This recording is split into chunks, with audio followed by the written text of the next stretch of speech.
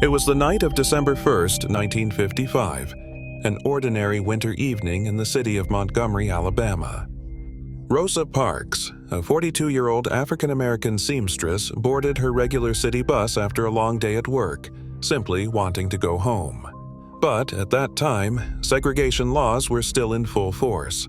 The front rows of the bus were reserved for white passengers, while the back rows were for black passengers. Moreover, if all the seats in the white section were taken, black passengers were required to give up their own seats. Rosa found a place in the first row of the section designated for people of color, sat down, and the bus began to move. But after a few stops, more white passengers boarded, and the bus driver, seeing that the white section was now full, ordered the 4 black passengers sitting in the middle to give up their seats. 3 of them obeyed and stood up. Rosa, however, remained seated. She was sitting in her rightful section, and she quietly chose to ignore the demand.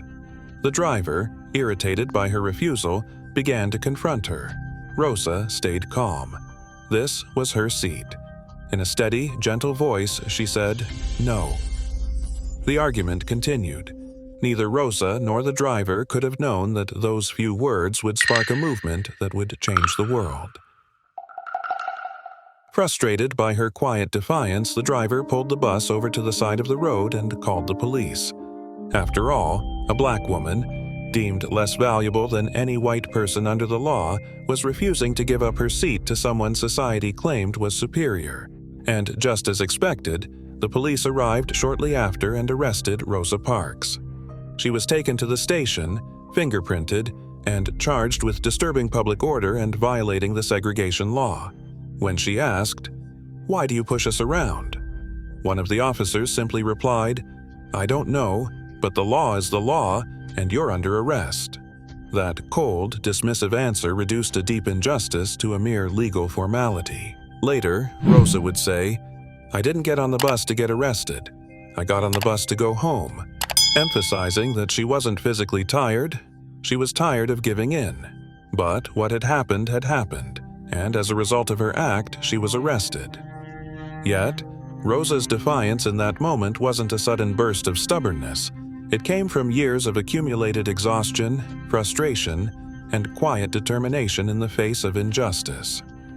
That dark night would become the spark that ignited not just change, but history itself. The bus rule that led to Rosa Parks' arrest was just one example of the long-standing Jim Crow laws enforced across the southern states of the U.S. These segregation laws had been legitimized in 1896 by a Supreme Court ruling that upheld the doctrine of separate but equal.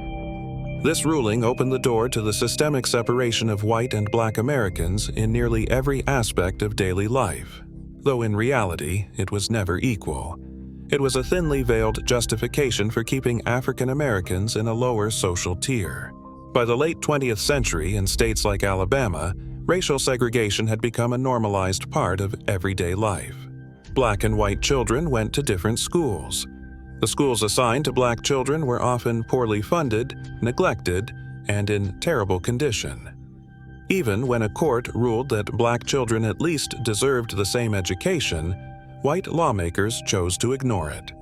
Buses and trains were already segregated, but so were restaurants, cafes, hotels, even public parks and playgrounds. Black people were seated in separate areas, if allowed in at all. Even restrooms were segregated by race. From voting rights to access to basic necessities like food, everything was divided and restricted. For black people living in the South, daily life wasn't simply living. It was a constant fight for dignity. As such, demands for equality from African Americans were steadily rising. By the early 1950s, small-scale protests and legal challenges had started appearing in different cities. Even in Montgomery, where Rosa lived, a civil rights group called the Women's Political Council had previously filed petitions and warned the city about bus segregation. Yet, nothing had changed. In fact, earlier in 1955, before Rosa Parks, 2 young black girls, aged 15 and 18, had also been arrested for refusing to give up their seats on buses. But for various reasons, those incidents didn't spark widespread public outrage. Not until the day Rosa Parks was arrested. On December 1st, 1955, the Black community in Montgomery had had enough. They were ready to take a stand. The very next day, as soon as Rosa was released on bail, civil rights leaders gathered immediately, and there they made a decision, one far more effective than any protest or march up to that point. Local Black leaders and pastors from the city's African American churches called for a one-day boycott of Montgomery's buses in protest of Rosa's arrest. The planning began that same night. Volunteers stayed up until dawn, using a mimeograph machine to print thousands of flyers, primitive photocopies, urging Black residents not to ride the buses on Monday, December 5th. That day was also the date of Rosa's court appearance. On Sunday, Black pastors across Montgomery stood in their pulpits and gave passionate sermons, urging their congregations not to ride the buses the next day. The city's only African American newspaper, the Montgomery Advertiser, featured the boycott in its headlines on December 5th, helping the message spread like wildfire across the entire Black community. At first, white officials didn't take the boycott seriously. They assumed it would fizzle out. But when Monday morning came, Montgomery's streets told a different story. Black workers, students, and housewives, who normally packed the city's buses, were nowhere to be seen. Some walked. Others shared rides or took taxis. Nearly all of the city's 40,000 Black residents, the primary users of public transport, completely boycotted the buses that day. Many walked miles, even in cold or rain, just to be part of the protest. As a result, buses rolled through the city nearly empty, and for the first time, those who had turned a blind eye began to feel a shift. No, this wasn't some massive, world-changing victory, but it was something that proved, even against those cold faces sitting comfortably atop injustice, we could fight back. That very afternoon, Black community leaders began to talk. Maybe this boycott shouldn't last just one day. If just one single day could make this much noise, what could happen if they kept going? That's when Rosa and others began organizing. By the evening of December 5th, hundreds gathered at Hall Street Baptist Church. This was serious now. A new organization was formed, the Montgomery Improvement Association. And its leader? A name I'll tell you more about soon, but you probably know it already. Just 26 years old. A young preacher, recently appointed to a Montgomery church. No political history, no major connections, but a voice that could shake the silence. Martin Luther King, Jr. That night, the church was electric. The crowd was full of hope, nerves, and fire. And when Martin stepped to the podium, he delivered a speech, not just to that room, but to history. We must work with determined, courageous faith for justice on the buses in this city, and we are not wrong. If we are wrong, then the Supreme Court of this nation is wrong. If we are wrong, the Constitution of the United States is wrong, and if we are wrong, then Almighty God is wrong. That was it, the beginning of a real boycott. Rosa's courage had lit the spark, and Martin's voice carried it forward. The so-called lowest class of society was now on the streets, fighting for dignity. That one-day protest? It became a test of endurance, unity, and belief. The Montgomery Bus Boycott began on December 5, 1955, and it would last not days, not weeks, but 381 days. Nearly a year and a half of walking to work, of refusing to bow, of enduring insults, stares, and threats. But they didn't burn anything down. They didn't fight back with fists or fire. They stood tall, with grace, with unshakable resolve. Even in their first demands, there was humility. They asked that Black passengers be treated with respect, that Black drivers be hired, that seating be first come, first served. They didn't demand to sit in the front. They didn't ask for special treatment. They just wanted to travel in peace, in the section that was already theirs. Their requests weren't radical. They weren't asking to break the system, just to fix what was inhuman in it. This wasn't about overturning the law, not yet. It was about dignity and being treated like human beings, and most of all, it was about nonviolence. Even when struck, they would not strike back, because their goal wasn't just justice, it was to change hearts, and that silent strength would become the key to unlocking sympathy not just from courts or presidents, but from something greater, the conscience of a nation. Of course, the Montgomery City administration rejected even these modest demands. The mayor at the time not only refused them, but also started putting pressure on the community to end the boycott. Seeing no willingness to understand, Black citizens decided to continue. Each day, more people left the buses empty and walked long distances to work and school.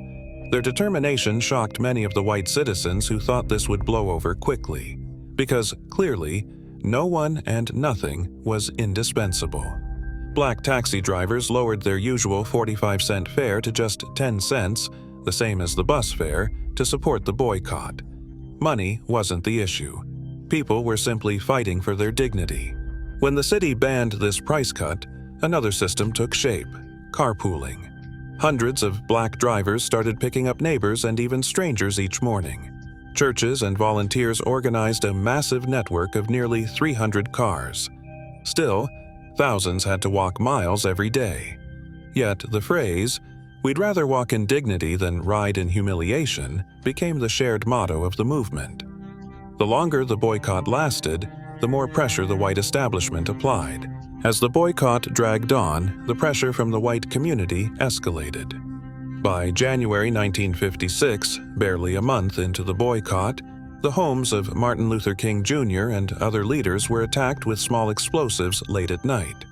Some white extremists met nonviolent protest with violence, only deepening the injustice they tried to defend. But these attacks didn't break the spirit of the boycotters. They did the opposite. They made them stronger. They felt part of something greater, a growing story of resistance. The city of Montgomery tried to fight back legally. In February 1956, they dug up an obscure law from 1921, one that hadn't been used in decades, and claimed the boycott was obstructing legal business. They charged 89 people, including Rosa Parks and Martin Luther King Jr. Martin was sentenced to a year in prison or a $500 fine, a huge amount at the time. But the community came together, paid the fine, and kept him out of jail. This was an obvious attempt to silence the movement's leaders. But, as you've probably guessed, it didn't work. Especially not when Montgomery's Black women, many of them housemaids walking miles after long days of labor, kept going, step by step. That's how this boycott grew into something more than just a protest in one city. It became a voice for millions across the nation. As the boycott continued, the civil rights battle began shifting, from the streets into the courtrooms. While Rosa's local court case was still under appeal, civil rights lawyers filed a new federal lawsuit challenging bus segregation directly. And it wasn't just Rosa. Other women who had been arrested before her also became plaintiffs in this historic case. Finally, on June 5, 1956, a three-judge panel at the U.S. District Court ruled that segregation on buses violated the Constitution's Equal Protection Clause. It was a win, but Montgomery's city officials didn't accept it. They appealed the decision, taking the case all the way to the Supreme Court. That move would backfire. Everyone involved in the case was white: the judges, the opposition, the city leadership, but it didn't matter.